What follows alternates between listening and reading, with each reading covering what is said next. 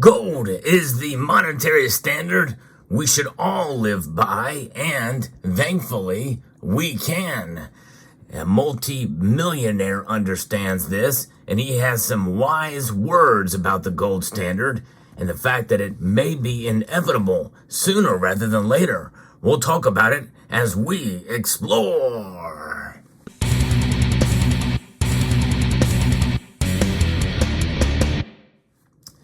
Gold. It has survived multiple different fiat currencies, empires, epochs, and generations.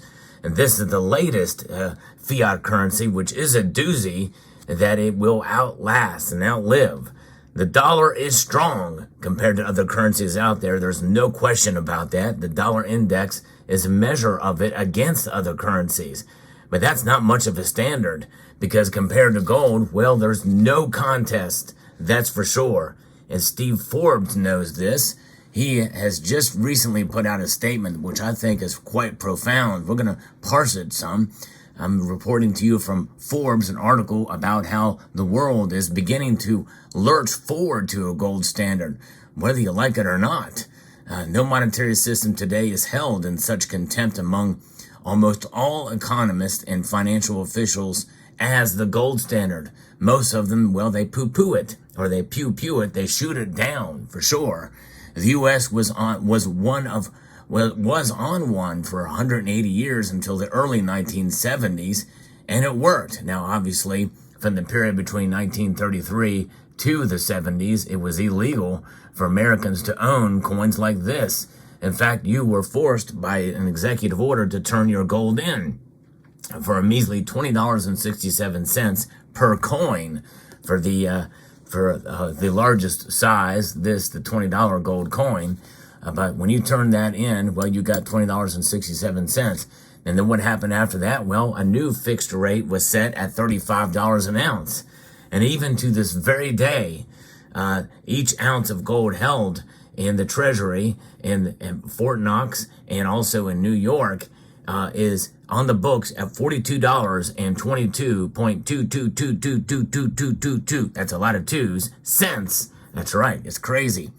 But we never experienced inflation while we had this gold standard, at least not to the level that we have now. And, by the way, not based off the real definition of what inflation is. Because, yes, prices did change during a gold standard, but that's because of supply-demand fundamentals. Those are price fluctuations. They happen in a normal economy, no question about it. But inflation, by definition, is the inflating supply of these causing the value of these to fall, where your money supply directly dictates the value proposition therein. It's a losing proposition, no question, to the tune of 98% since the inception of the Federal Reserve Act on December the 23rd, 1913. But this is a mainstay. It is a stable store of value. Gold is stable, strong, and secure in any way and stretch and measure. And just rare enough, too, that it does have that security of value. And it's pretty amazing metal indeed.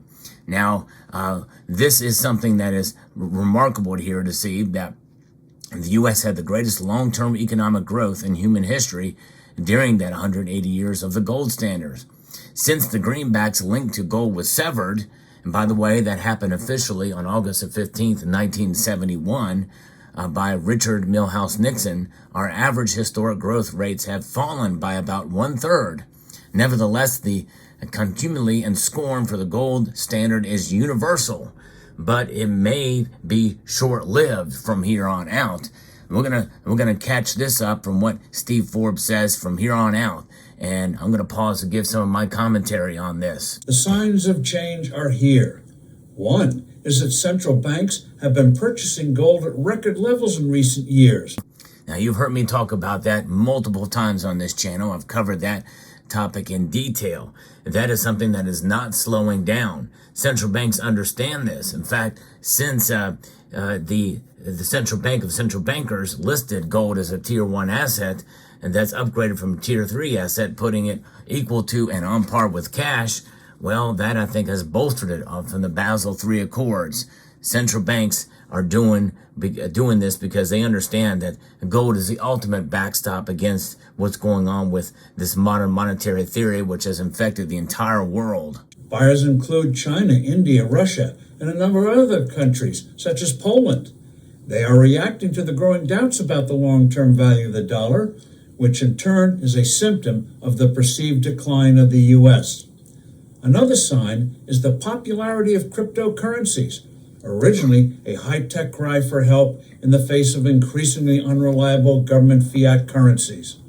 The problem here has been that most creators of cryptos, most notably Bitcoin, don't get that a currency must be stable in value if it's going to be used in conducting commercial transactions, especially long-term contracts. And I will say that with the use of cryptocurrencies in long-term contracts and things like they value it, it's just too speculative at this point.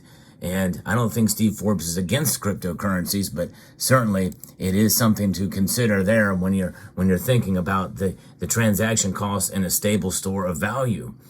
They are decentralized, but that's really where the similarities end with gold. There are a handful of cryptos tethered to gold, but they haven't yet achieved the credibility and built the mechanisms to be widely used. Nonetheless, as governments flounder in their monetary policies, that will change. And what will change too, especially, is the technology behind Bitcoin and cryptocurrencies, the blockchain, that could prove to be valuable in readopting and returning to a gold standard. The binge of debt creation, both public and private, will inevitably kindle crises that cannot be brushed away. Total debt in the world today is over $300 trillion, an astonishing 3 times global GDP. And of course, we have the activities of the so-called BRICS, originally Brazil, Russia, India, China, and South Africa, and now including several other countries. Oil giant Saudi Arabia is considering joining. Their monetary machinations so far have amounted to little, but that's starting to shift.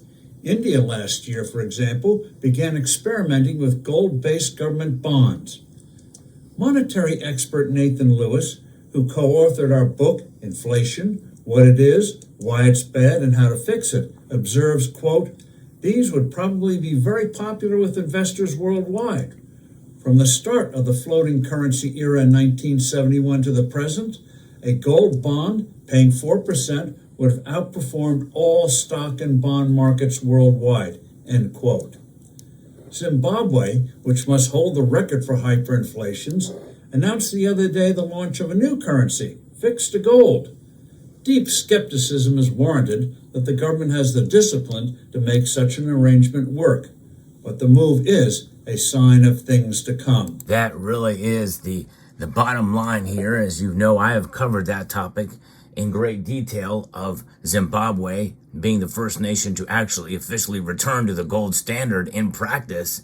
But yes, it should be reached for some level of skepticism, and I've covered that as well, as they have had a rocky start in that move. But I think they're desperate, and they're willing to try anything. And I think the gold standard is going to be the ultimate. And if it proves to work there in a corrupt and certainly a small third world nation, well, more than likely it will and definitely improve in other areas as well. So we'll see how this plays out. But very fascinating topic and words from Steve Forbes about the gold standard, and that's kind of where we're headed. The trend is in that direction. We've heard talk, although it's not been substantiated, of a gold-backed yuan, and even Russia has been talking about moving to the gold standard as well, and obviously with the BRICS nations, and the talk of, and there was at least rumors of a gold-backed currency to be used between those nations. That very well could still be in the works and maybe even be announced at the BRICS summit this year. Who knows? But the very fact that they're talking about it, and it's is something that should send shockwaves across the financial sector and across central banks around the world, in the United States too, because, you know, gold is gold, no matter who holds it. He who owns the gold makes the rules. Well, I'll tell you what, you and I, we can make the rules of wealth outside of the financial system, and this is why we hold gold outside of the monetary system that we find ourselves a part today. And I believe it's incumbent upon us And I think this is one reason why I have been looking into some of these earlier pre-33 gold coins too, because it harkens back to a day when America truly was great because of its monetary system as well. Limited constitutional money, gold, the ultimate form of wealth, which is what you see here. This is why I believe in it. And I think especially with the prices as high as they are now with gold, some of these coins can be had for not a whole lot above spot. So it's just a fascinating way to own gold, especially if you have this collector sense about you, and also just this nostalgic feel for early America and the ideals of what the country was founded upon: liberty, individual responsibility, and freedom. Those ideals are eternal. And if we move and return to that type of idealism in this country, then I think that we'll be in a much better place. So I hope you found this video informative, insightful, and educational. I would like to extend a multitude of gratitude to each and every one of you for taking the time to watch, and encourage you to please rate, share, comment, and subscribe.